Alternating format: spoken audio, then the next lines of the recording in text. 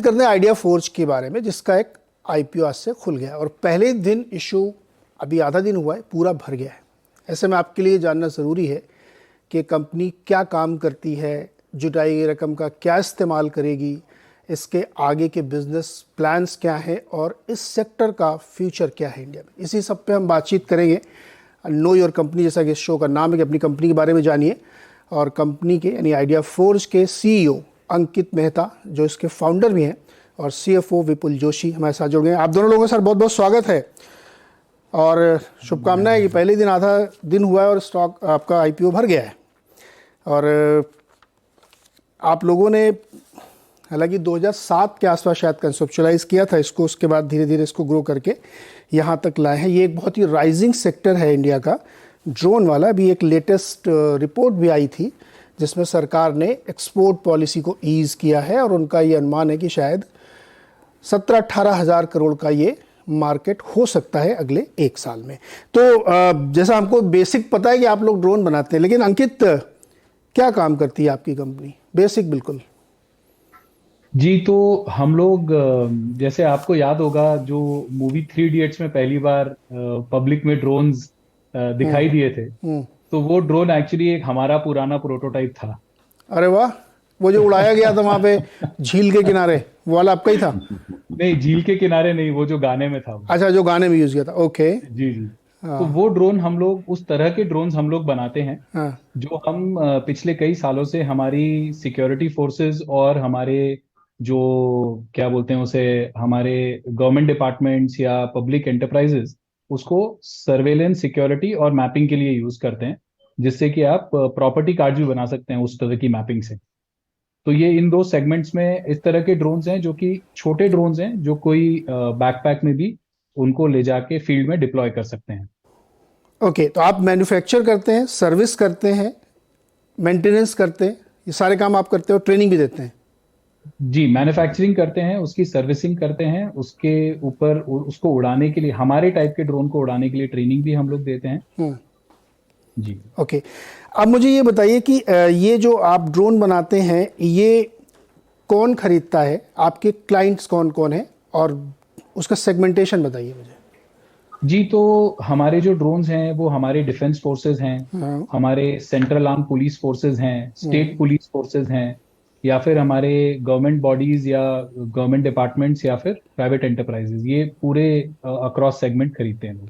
तो ज़्यादातर मतलब सरकारी कंपनियां, वो जी डिफेंस हो, जी सिविल हो, पुलिस हो, कोई भी हो, या एग्रीकल्चर जी डिपार्टमेंट हो, ज़्यादातर सरकारी लोग जी खरीदते हैं। ओके, जी। अब ये जो पैसा अब इकट्ठा कर रहे हैं, इसका क्या इस्तेमाल करने वाले हैं?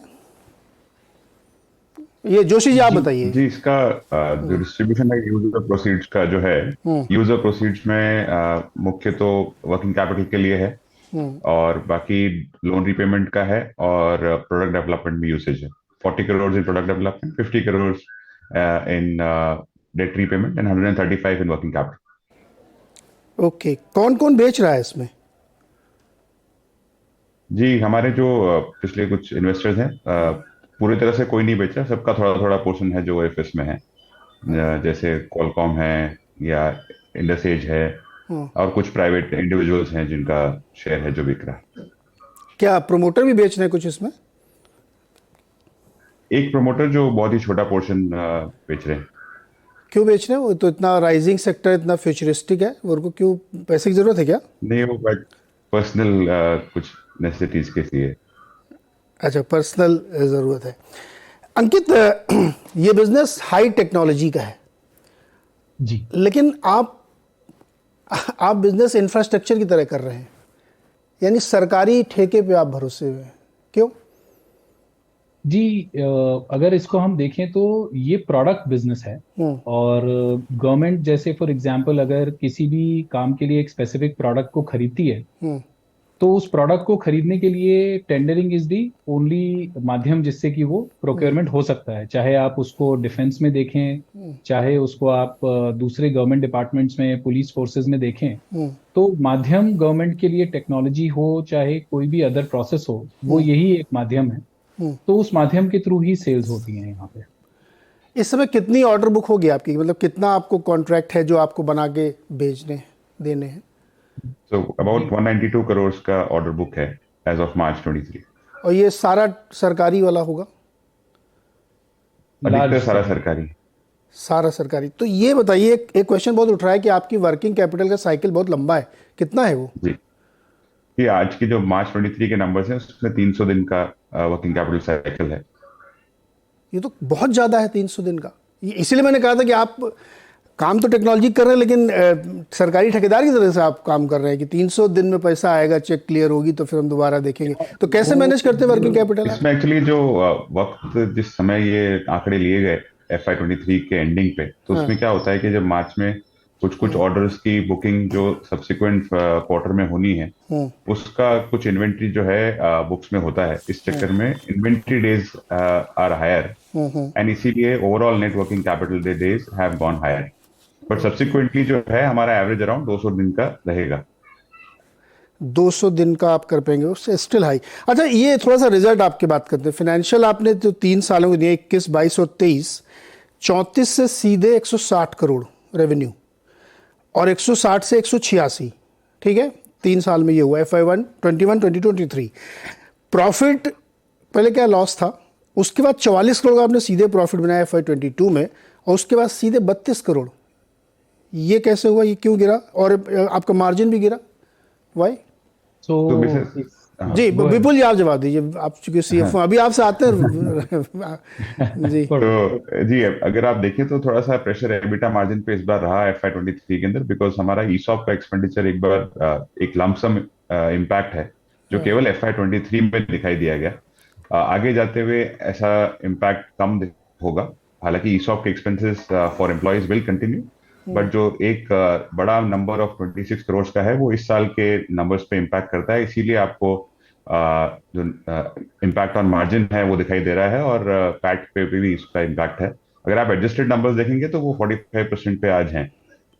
ये बड़ी समस्या होती है विपुल जी ना, ये जो ESOP वाला खर्चा नई नई कंपनियों में, स्टार्टअप में ना लगातार बना ही रहता है। ये मतलब कई सालों तक दिखता रहता है हर क्वार्टर में कि अरे ESOP वाला खर्चा, ESOP वाला खर्चा।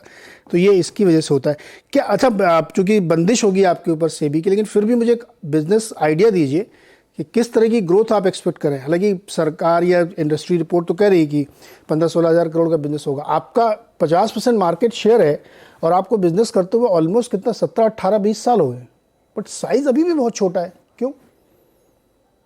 मैं इसमें ये बोलना चाहूंगा नीरज जी कि क्या होता है कि ये जो सेगमेंट है, इसको जब से हमने शुरू किया है, इसको हमने काफी हद तक खुद से बनाया है इस सेगमेंट को।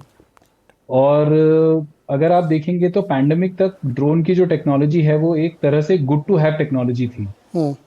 लेकिन जब पैंडेमिक आया तो सबको रियलाइज हुआ कि अगर लॉकडाउन भी मॉनिटर करना है तो लोग नहीं जा सकते उसको करने के लिए। तो उसके लिए लॉकडाउन मॉनिटरिंग में ड्रोन्स यूज होने शुरू हुए, स्प्रेइंग के लिए ड्रोन्स यूज होने शुरू हुए, डिलीवरी के लिए ड्रोन्स यूज होने शुरू हुए, और उनको एग्जेम्पशंस मिलने लगे। तो काफी सारा जो एंटरप्राइज एक्टिविटी है, सिविल साइड का जो एक्टिविटी है, वो पैंडेमिक के बाद में उसको बूस्ट मिला है एक तरह से। और उसकी के बाद में हमारे रूल्स उसके अगले साल में पूरे रिन्यू होके काफी एनेबलिंग रूल्स बन गए। फिर इम्पोर्ट ऑन ड्रोन्स पे बैन लगा है, प्लस PLI स्कीम का वो किया गया है। और अभी जैसे आपने बताया 1-2 दिन पहले ही हमने एक्सपोर्ट्स पॉलिसी को भी ओपन अप किया है। तो जो मोमेंटम बना है इस इंडस्ट्री का, वो आप समझ सकते हैं कि पैंडेमिक के बाद से बनना शुरू हुआ है। तो वो जो एक पार्ट है वो बहुत क्रिटिकल है। दूसरा, डिफेंस के अंदर अगर आप देखेंगे तो जो गलवान के बाद में आपने अर्मीनिया अजरबैजान का वॉर देखा, प्लस उसके बाद में हमने अभी रशिया यूक्रेन का वॉर हम देख रहे हैं। तो जो ड्रोन्स का यूजेज और महत्व है वो बहुत ज्यादा इन इंसिडेंट्स में निकल के आया है from a defence point of view as well. तो जो टेक्नोलॉजी पहले गुड टू हैव हुआ करती थी, वो अब एक मस्ट हैव टेक्नोलॉजी बन गई है। तो इसकी वजह से जो मोमेंटम है अभी पिकअप होना शुरू हुआ इस इंडस्ट्री का। और जैसे हमारी वन लेटेस्ट रिपोर्ट में भी लिखा है कि government of India has taken a mandate of wanting to become the drone hub of the world. To do that, Ankit ये बताइए कि चूंकि आप, अच्छा मुझे एक बहुत छोटा सा बताइए, आपकी टेक्नोलॉजी पार्टनर कोई है या आपने खुद ही सब कुछ डेवलप कर लिया है? ये पूरा टेक्नोलॉजी जो है ये हम लोगों ने खुद ही डेवलप किया है। इनफैक्ट जब हमने शुरू करा था बनाना, पहली बार हमने जो ड्रोन बनाया था ये 4 पंखे वाला, वो हमने एक्चुअली पहली बार 2004 में बनाया था। तो उस समय तो कुछ टेक्नोलॉजी अवेलेबल भी नहीं थी इसकी, तो पूरी हमने खुद ही बनाई है इसकी टेक्नोलॉजी। तो ये चूंकि ये सेक्टर बहुत ही कॉम्पिटिटिव है, इसमें रेगुलेशंस का मोड दिखता है ना, बहुत गवर्नमेंट की अभी तो क्या 20-21 से घट के 6 परमिशन रह गई शायद, बट इसका मोड सिर्फ रेगुलेशंस है, टेक्नोलॉजी इसका मोड नहीं है, बहुत हाईली कॉम्पिटिटिव हो रहा है ये, कैसे कोप अप करेंगे आप इससे? तो ये इसको इस तरह से अपने को देखना चाहिए नीरज जी की जैसे मोबाइल फोन का अगर मार्केट देखें तो वो भी एक फुली कमोडिटाइज मार्केट है, लेकिन उसमें फिर भी अगर आप देखेंगे जो टेक्नोलॉजी लीडर्स हैं वो सिग्निफिकेंटली हायर कमांड करते हैं एक overall premium as well as they command high market share. उसका कारण है technology first, because this is a very very high technology related market, और इसमें अभी तो हम लोग सिर्फ सरफेस को स्क्रैच कर रहे हैं, इसके पोटेंशियल को और इसके यूज को और किस तरह से ये यूज होगा। तो बहुत सारी जो लीडरशिप है इसके अंदर is around the fact that आप एक ड्रोन से कितना यूज निकाल सकते हैं और कितना यूज हर फ्लाइट में आप उसका डिराइव कर बहुत सकते हैं, सारी आउटकम डिराइव चीजें कर सकते हैं। इंपोर्ट करते होंगे इसके लिए, वो आपके लिए एक रिस्क फैक्टर के तौर पे है क्योंकि आपकी ज्यादातर सप्लाई इंपोर्टेड है? नहीं, actually while supply is import, कुछ इम्पोर्ट का कंपोनेंट है हमारी सप्लाई में, लेकिन क्योंकि हम ज्यादातर कंपोनेंट लेवल पे सप्लाई हमारा लेते हैं और टेक्नोलॉजी का कंट्रोल हमारे पास में है, तो उतना बड़ा रिस्क हमारे लिए नहीं बनता है वो। और वो ड्यूरिंग द पैंडेमिक हमारे जो सप्लाईज हैं उसकी जो कंसिस्टेंसी है उससे हमने काफी बार ये प्रूव भी किया है। ओके अच्छा, एक एक सवाल है, छोटे छोटे जवाब दीजिए। एक तो अंकित आप ही पहले जवाब दीजिए, एक बहुत कंट्रोवर्सी चल रही है व्हाट्सएप पे, आज आपने एक विज्ञापन भी छापा है फ्रंट पेज, उसमें भी कुछ चीज़ें लिखी हैं कि प्रोडक्ट में बहुत फॉल्ट है, आपके खिलाफ भी किए, ये सब क्या है? थोड़ा क्लैरिफिकेशन दीजिए। ये एक्चुअली क्या होता है ना, जब आईपीओ के आसपास ये सब सेंटिमेंट गड़बड़ाने के लिए कुछ लोग हो सकता करते हो, मुझे नहीं पता इंटेंशनल है क्या कैसे, ये इस पर आपकी क्या क्लैरिफिकेशन है? इसमें बड़ा सिंपल क्लैरिफिकेशन है कि सबसे पहले तो quality wise there is absolutely no concern that we have on the product. We always use on the highest quality materials possible, as well as हमारा सप्लाई भी काफी अच्छा, हमारा ISO 9000 का फैसिलिटी है, उसके थ्रू हम काफी क्वालिटी कंट्रोल के थ्रू सप्लाई करते हैं। So that is not the challenge. However overall अगर इसमें जितने भी डिस्क्लोजर्स हैं वो सारे जो भी हमें बनाने थे वो हमने ऑलरेडी कर दिए हैं। कंटिन्यूसली टच में रहते हैं रेगुलेटर्स के, जिससे कि हम इसको डिस्क्लोजर्स को करते रहें। दूसरा ये है कि कई सारी ऐसी चीजें हैं जिनके बारे में हमारे पास में कोई फैक्ट्स नहीं है, जिनका हम कोई कंफर्मेशन कर सकें। तो एसेंशियली जो रिपोर्ट है, ये रिपोर्ट का काफी हद तक अगर कोई भी चीज डिस्क्लोजेबल थी वो हमने ऑलरेडी डिस्क्लोज करी हुई है। जैसे रिसेंटली एक उसके अंदर रिट पिटीशन की बात हुई थी, वो खारिज भी हो चुका है ऑलरेडी। ओके, उसका भी हमने इंटीमेशन दिया हुआ।